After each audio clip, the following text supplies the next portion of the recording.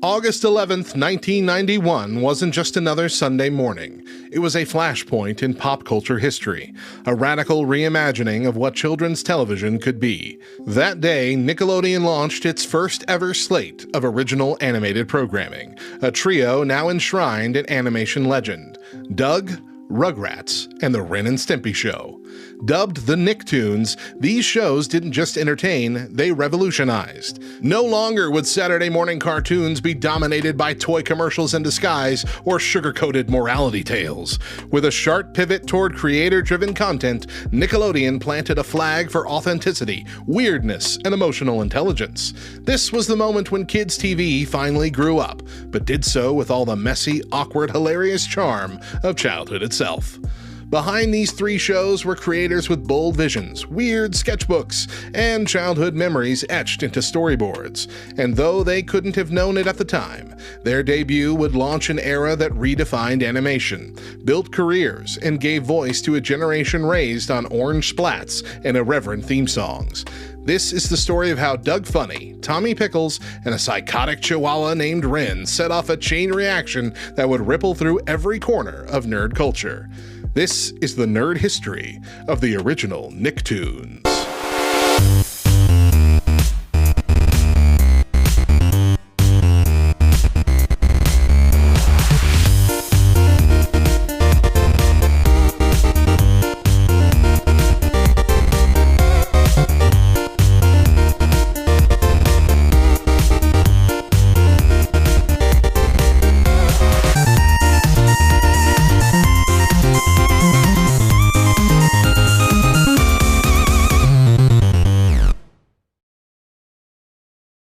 Baby's gotta do what a baby's gotta do. In the late 1980s, Nickelodeon found itself at a crossroads.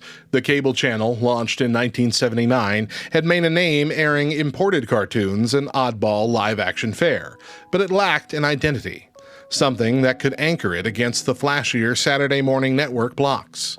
Then came two names that would change everything: Geraldine Laybourne, Nickelodeon's visionary president, and Vanessa Coffey, an executive producer who championed the unthinkable at the time: original, creator-driven animation. This was not the norm. At the time, most cartoons were essentially long-form advertisements for toys. The industry was awash in shows about robots, warriors, and pastel-colored ponies, all designed to move merchandise. Coffey wanted to flip the formula. Instead of basing shows on existing products, she sought stories that sprang from personal experience, eccentric characters, and real emotional texture. And thus began the search for three shows that could anchor the first wave of Nicktoons. Jim Jenkins brought Doug, a series based on his awkward adolescence in Richmond, Virginia. Doug Funny was a semi-autobiographical stand-in, a nervous, imaginative every kid navigating crushes, friendships, and schoolyard anxiety.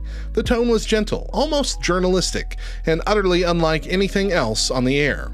When Jenkins pitched his idea, it was just a guy with a sketchpad and a dream. But what he had was heart, and Nickelodeon saw it immediately. Then came Rugrats, from the trio of Arlene Klasky, Gabor Tsupo, and Paul Germain. It asked one question: what if babies had rich inner lives? Inspired by their own young children, they envisioned a world where toddlers misinterpreted adult concepts into epic quests. It was smart, subversive, and wildly creative, and it also had teeth. Its babies weren't just cute, they were complex, scared, mischievous. Rugrats wasn't just about kids, it was about what it meant to be a person from day one. And finally, the wild card, the Ren and Stimpy Show, from the mind of John Kricfalusi. A grotesque, anarchic, and deeply polarizing series, Ren and Stimpy was like nothing else on TV. The animation was exaggerated and disturbing, the humor surreal and often unsettling.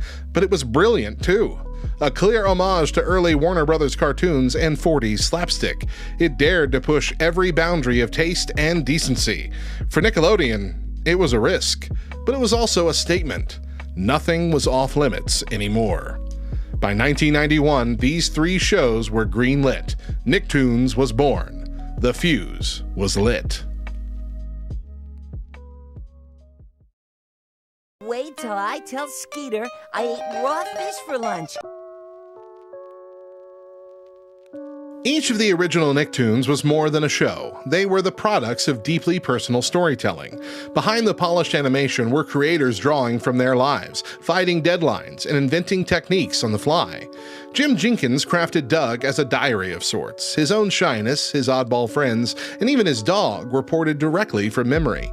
The show's audio signature came from Fred Newman, a master of mouth sounds and unconventional instruments. He once made an entire soundtrack using only a tuna-can and rubber bands. Jenkins' team wasn't chasing slapstick or catchphrases. They were trying to capture the way a kid sees the world, full of promise, peril, and pizza. Rugrats had its own alchemy. Klasky and Supo's visual style was rough and scribbly, a deliberate contrast to the airbrushed perfection of other cartoons. The babies' voices, led by E.G. Daly as Tommy and Christine Cavanaugh as Chucky, were rooted in real childlike expressions. The stories were observational but profound. An episode about getting lost at a grocery store played like an existential crisis. They even ventured into cultural representation, airing holiday specials like a Rugrats Passover and a Rugrats Hanukkah, long before diversity became a programming buzzword. Meanwhile, Ren and Stimpy operated like a beautiful, chaotic art school on fire. Kricfalusi demanded that every frame be drawn with emotion, sometimes rage, sometimes joy, often both. Animators would get detailed packets about how a character should feel in each scene. Episodes took months to finish. Behind the scenes, tensions mounted, but the results? Visually groundbreaking, often grotesque, and always unforgettable. All three shows shared a common thread. They respected their audiences. These weren't dumbed-down cartoons. They assumed kids could handle nuance, absurdity, and the occasional existential dread. And they were right.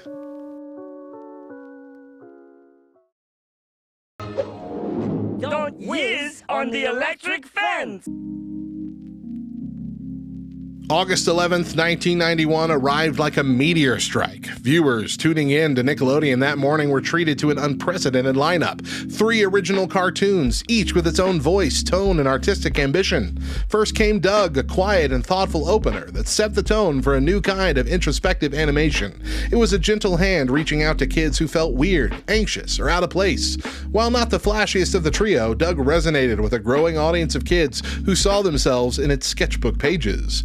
Next came Rugrats, which immediately captured imaginations with its stylized animation and unique perspective. The show presented toddlers as complex beings capable of rich internal lives, questioning the adult world with both innocence and inadvertent insight. It was both adorable and deeply smart. And then, to cap it all off, Ren and Stimpy crashed onto screens in a blaze of madness. Nothing could have prepared audiences for what they were about to see. A chihuahua and a cat engaged in a series of grotesque, often surreal misadventures, rendered in a visual style more akin to Salvador Dali than Hanna-Barbera. The initial critical response was strong. Reviewers praised the originality and bravery of the programming, particularly Rugrats and Ren and Stimpy. Parents were divided. Some celebrated the fresh, honest portrayal of childhood, while others were unsure what to make of the bizarre and often edgy content. But kids were all in.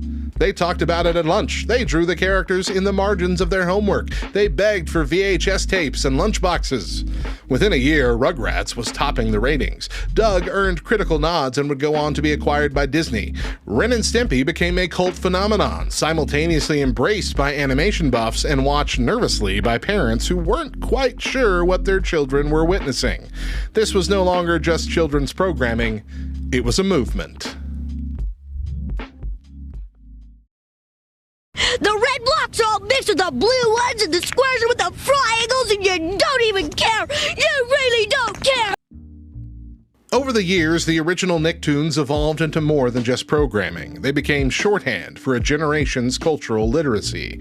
Doug's alter ego, Quail Man, became a symbol for awkward heroism, a preteen power fantasy that resonated long after kids turned off the TV. The show's signature musical stings and journal narration format have been parodied in everything from Robot Chicken to fan-made animations, embedding Doug deeper into nostalgia's grip. Rugrats took it even further. With over 170 episodes, 3 theatrical films, and a star on the Hollywood Walk of Fame, it became the face of 1990s Nickelodeon. Chucky's neurotic wisdom, Angelica's lovable villainy, and Tommy's endless curiosity created a universe that invited endless quoting and cosplay.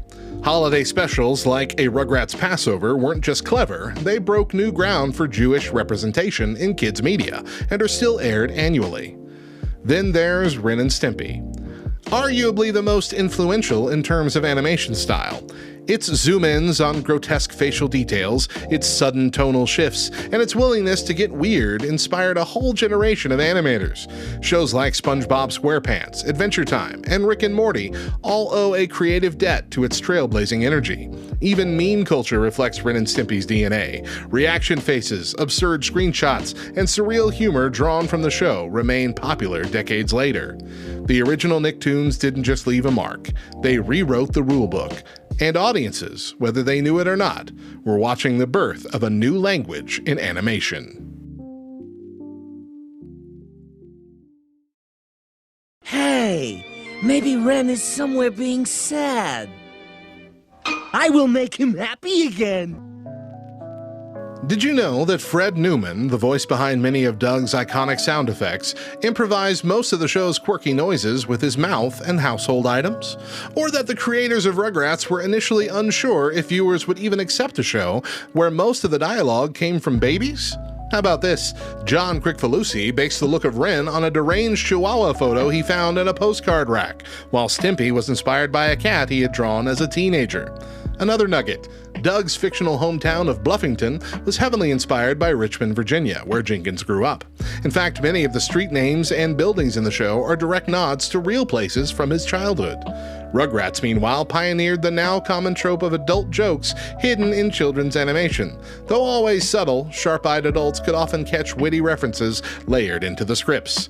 And Ren and Stimpy, it pushed the boundaries of what was acceptable on children's TV so far that it was often censored overseas and even pulled from certain local networks in the US.